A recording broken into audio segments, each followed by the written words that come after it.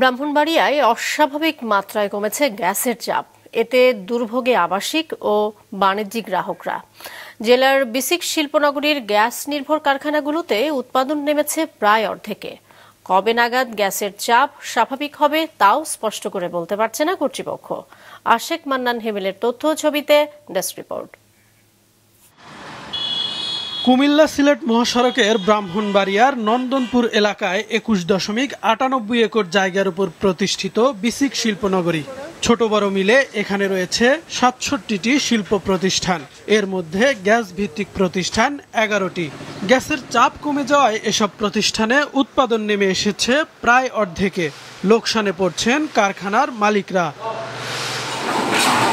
কারখানা মালিকরা জানান, উৎপাদন কমে যায় ব্যাংক ঋণ পরিশোধ নিয়ে দুশ্চিন্তায় তারা। জানান, এ অবস্থা চলতে থাকলে যে কোনো সময় বন্ধ হয়ে যাবে কারখানা, বেকার হয়ে পড়বে কয়েক হাজার শ্রমিক। জেলা সদর সরাইল ও আশুগঞ্জ উপজেলায় আবাসিক ও বাণিজ্যিক গ্যাস সংযোগের গ্রাহক সংখ্যা ২২,০০০-এরও বেশি।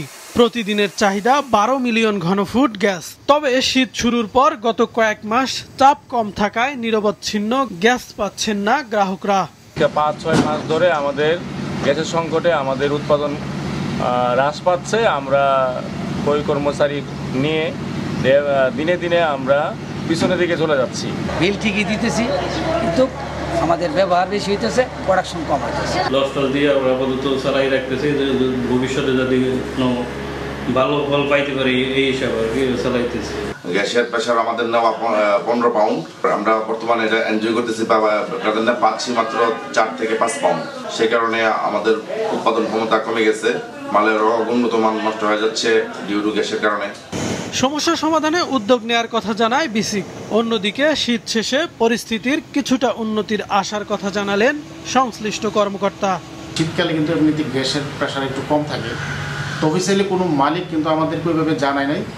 তো যদি জানায় আমাদেরকে, অফিসিয়ালি জানাইলে আমরা এটাতে যথাযথ উদ্যোগ নেব এবং গ্যাস ডিস্ট্রিবিউশন যারা করে বা খাবার গ্যাস ডিস্ট্রিবিউশন কোম্পানি, ওনাদের সাথে আমরা যোগাযোগ করে এটা সমাধানের চেষ্টা করব।